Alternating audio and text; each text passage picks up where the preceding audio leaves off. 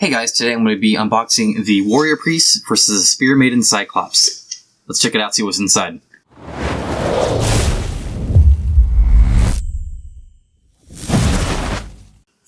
Alright, got my handy dandy scissors here, so I'm pretty excited about this. This is I believe a very large roaming monster, and three really cool heroes. I mean, they're designed really awesome.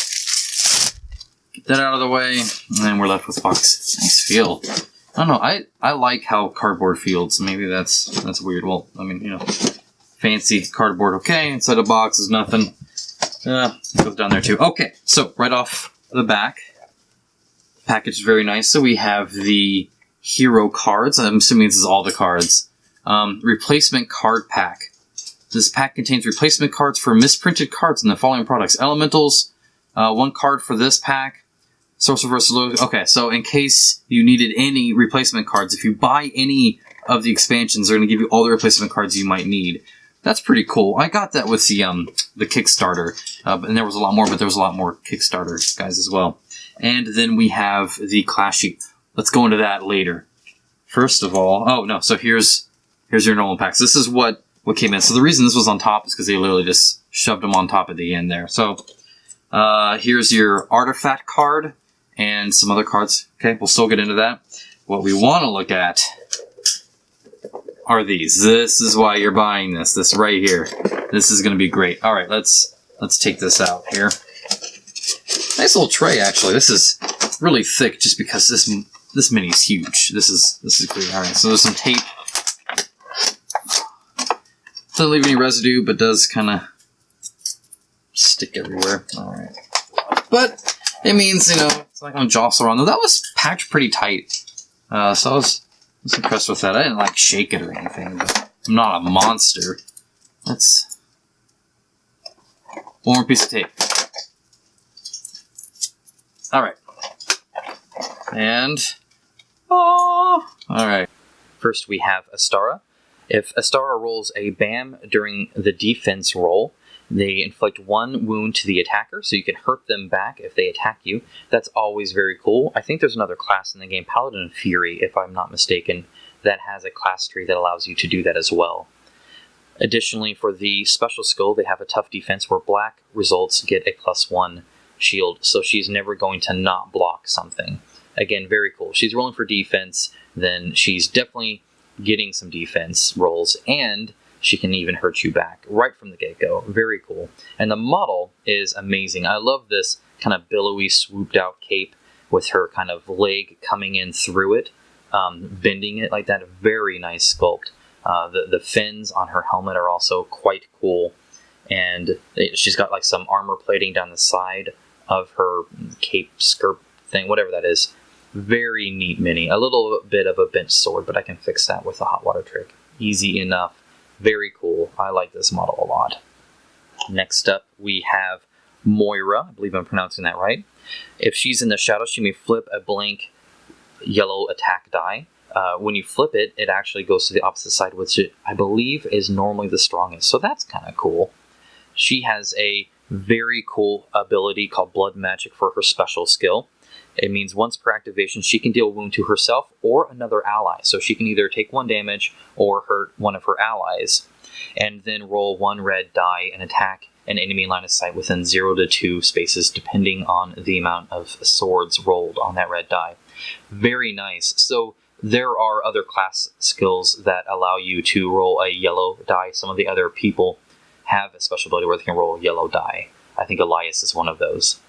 The red will do more, but you have to take a damage, but we'll get to that in a bit. That's not actually as bad as you might think. And the mini sculpt here is fantastic. So she's got like this cool, it's almost like a skirt, like almost what you'd see like anime school children wearing or something. I really like that. That's very cool. Almost like she's holding it up, but she's not. Instead, she's kind of like slouched. So she's like holding her staff, but then like hanging off of it. So her shoulders are kind of at an angle, and this arm's kind of slouched down. And she's even leaning a little forward. Very, very cool idea. I've never seen a pose like this on a mini, certainly not a character mini in a board game. That is awesome. She's got these cool kind of sideways ears with these big horns, this huge billowy fire that'll look amazing painted. Can't wait to do that. Again, it's a little bent. These skinny ones during shipment can do that. Not a huge deal. That's easily fixed. It's the thicker parts you gotta worry about. And she has boxes on her belt instead of bags or satchels like most people. So a very, very unique hero. Very cool. And a strong character too. Lastly, for the heroes, we have Malleus. Malleus in the shadow can roll a BAM and attack and get +1 diamond. That is huge. Diamonds are hard to get, and they always give you the most bang for your buck, right? If you roll a diamond, you're able to do more damage or heal or whatever your skill is that you're trying to get the diamond for. And so the ability to naturally get those by converting BAMs for every attack at the get-go, as long as you're in shadow, is huge. Huge. Additionally, he has this Scholar special skill, where class skills cost 1 less XP. That's more beneficial the longer you're playing, I imagine. If you're just leveling up a couple times, that's not that much XP saved. However, if you are one-off, that saves you a whole turn. So that's kind of nice, I suppose. He has another great mini. So he has this huge kind of billowy cape here. It almost looks, if you see here, almost separate from this one, like it's an under cape or something. You can see he's kind of stepping out of it too, which is kind of cool. So it's kind of to the side. And he's got these really unique weapons. This one's like hanging on the mini himself. He's got this book. You can kind of see that on the side. I guess he is a scholar, so that's kind of cool. And he's got this whole body armor plate, which is pretty unique that it's all one piece like that. He's got this open hood that I really like too. That'll look great painted with kind of the laying on the bottom there. Again, another very cool mini and a cool character. Alright, now we're on to the big one. This is the Spearmaiden Cyclops. This mini is huge. So she's pretty unique in that when she attacks, the defender rolls no dice. You do not get to roll a defense die. That means if you're Ostara, you don't even get the +1 because you have to roll to get that. But any equipment she has does not affect her attack. So she's always going to be attacking the same no matter what. At the start, it's 1 red die. At the greater roaming monster, it's 1 red, 1 yellow. So not a huge attack. You could get much larger than that, but you can't block it. So what she does is what she does. She scales by 5 health at the lower end and 8 health by the higher. So very healthy, armored up mini here that you cannot block, which is pretty menacing. So not only does she have the impact of putting her on the table and just looking awesome, but she's quite strong as well. And the mini is so unique, so awesome. You have like the nails here that are all broken and nasty. You got this shield that, as you can see with the detail here, has actually been modified. It did not come this way to have her spear, which again, a little bent. I can probably fix this. So this is a little thicker, and I'll need to put a lot more TLC into that one, but it'll totally be worth it. She's got this very interesting kind of armor where it's kind of barely armor, so just a tiny, like, I believe these are metal. I'll have to check the concept art. Like flakes, they're like french fries. I don't know. Otherwise unarmored. She's got 1 armored chest, another one's just kind of strapped on there. 1 satchel, I don't know what she puts in there, probably not a whole lot. Apparently they don't make pants that can cover the rear as well, at least not in this size. I imagine the Hulk may have some pointers from where she needs to go shopping for that. Some cool armor plate. So she's armored on the side, so she is meant to be facing like this, right? So she is much more armored, so even down here too, on this side versus this. So it'd be cool if they had some kind of back attack functionality, but that is quite alright either way. Again, like, look, if you see her face, she's got like this huge kind of slack jaw with these nasty teeth and these kind of horn protrusions on the face. You can see some more here on her back as well, and I think she has some on like her legs and stuff. Just very, very cool mini, very detailed. She even got like armpit hair. I mean, they go all out on these. This alone has me so excited to play this expansion. This is great. And if you want a kind of size comparison, there you are. I mean, that is monstrous, right? I mean, at this point, the hero's as much as her spear tip. That is a huge model. Very exciting. Very unique roaming monster. They always work differently than any other roaming monsters and really spice up the game. So, in my opinion, a great purchase for the minis, for the gameplay, all of it. Fantastic. Lastly, we're going to go over the class sheet and the artifact. So here's the artifact. It is a priest reliquary, that word that I can't say right now. The first time the hero would be wounded on each of his turns, prevent all wounds. That's really cool. That is essentially a free hit, and you can gain that. Whether you're playing Moira and don't want to get hurt to use your special ability, you could do that. Or if you just want to soak up some damage, maybe you're just some huge tank and you need to soak it up. Either way, this works in all sorts of situations. Very cool. And you get an additional action. That means you're attacking more, you're moving more. You can do whatever you need to complete the game. Very, very nice artifact. You don't get these very often, but totally worth it if you do. And lastly, the new Warrior Priest class. This is actually a very cool class, and I'll kind of explain why. So first you have your signature where you spend 1 XP. In this, a hero or one ally in the same or an adjacent zone may heal 1. My apologies. So you can heal you or somebody else, but you have to be really close. So pretty good for maybe a melee person. Maybe somebody like this guy. Additionally, you have the Lightbringer free class skill. This is what is a huge game changer. It makes this one of the most unique classes. All of your shadow mode skills work as works in the light zone instead of the shadow zones. You do better in the light, not the dark. That changes everything. And the game is meant to be played in the shadows where you're getting these kind of shadow mode skills. And they even use the same keyword. So you didn't get a new keyword, instead it just flips it here, which is kind of nice. It means you're not having to learn a new keyword here. So right off the bat, they can have +1 health, but they don't get more until rank 4. But once they do, they also jump to regeneration 2. So there's a huge life movement between 3 and 4. So when picking this class, pay attention to what the next mission will be if your game group allows, and if you're going to 4, that's huge. If you're just going to 3, not as much, but it is nice to get +1 at the start.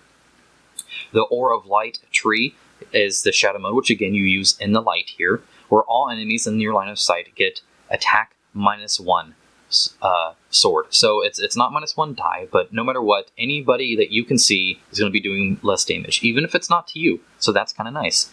And that gets to +2 later on. Not a huge jump, but something nice to have if you have 10 extra XP, and maybe in this gap here, that might be nice. The Purge. When you roll a BAM and an attack, you get +1 wound, and you can repeat 2. Again, right from level 1.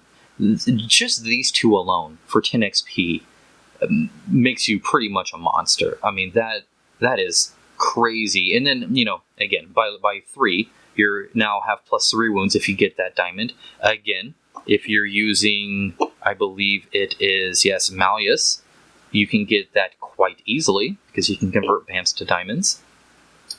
And you keep the repeat on here. And then, of course, way down here where you're just killing everything, you have to now have a BAM plus a diamond. You have to have both. I believe that's what that means. I don't believe it means either or. I've actually never thought of that. Maybe you guys can let me know. Either way, you get +6 wounds, and you still get the +1 wound repeat. So you could get a total of +8 wounds here, depending on your roll. That's pretty impressive. The next tree is Healer. Again, these are 3 options right at the start, which is nice. When you roll a BAM in the attack, you can choose to have your hero or an ally in your line of sight heal 1. Remember I said how this Moira lady has you essentially do your bloodlust, I believe this is the key word, where you hurt yourself or somebody else. Well, if she is a warrior priest, you can also pretty much just heal it constantly, which is kind of nice. Or you can spend an XP. So there are many ways to mitigate the damage, and so you're essentially buffing for free. That goes up to where you can then repeat it, and then it jumps up to repeat 4 at level 4. Additionally, you get the harder to get diamond, unless, of course, you are Malleus, or you may heal 3 in the line of sight or yourself. And eventually that is a full heal no matter what. You can go 1 to 7 and be perfectly fine. Next is Faith. Faith, you get to spend 1 action to roll a 1 green die and heal the number of shields rolled and 1 ally in line of sight. So you have, again, if you have an extra action, why not? Many ways to heal. And then again, later on, you get to roll 2 die. And lastly, the Zealot. There's one thing, Bloodlust. Yes, okay, so see, there's where you're hurting yourself by 3, but your attack gets +1 red die, and +1 BAM, and +4 swords. So, in other words, you hurt yourself 3, which depending on what you can do here, you have many options to heal.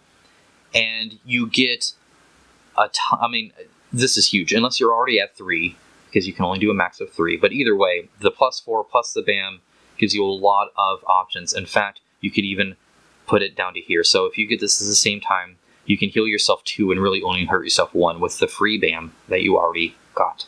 So, very cool. That is the Warrior Priest. That's a new class.